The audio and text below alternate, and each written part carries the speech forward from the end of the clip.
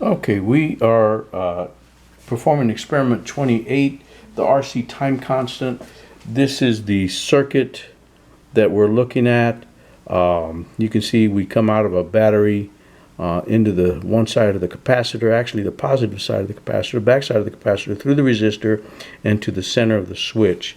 So let's battery to the, let's see, here's the positive of the battery. I know it's a little rat's nest, but that's okay.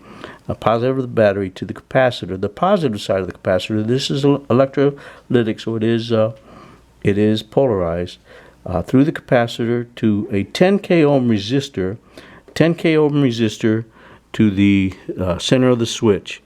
And then there's another line from the positive side of the capacitor to B of the switch.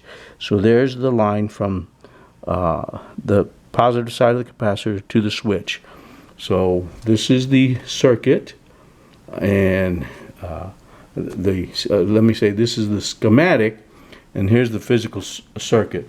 And if you calculate that 10 kilo ohms and 1,000 microfarads, you should get a 10-second time constant. Okay, now we're going to perform the experiment. This is just the setup.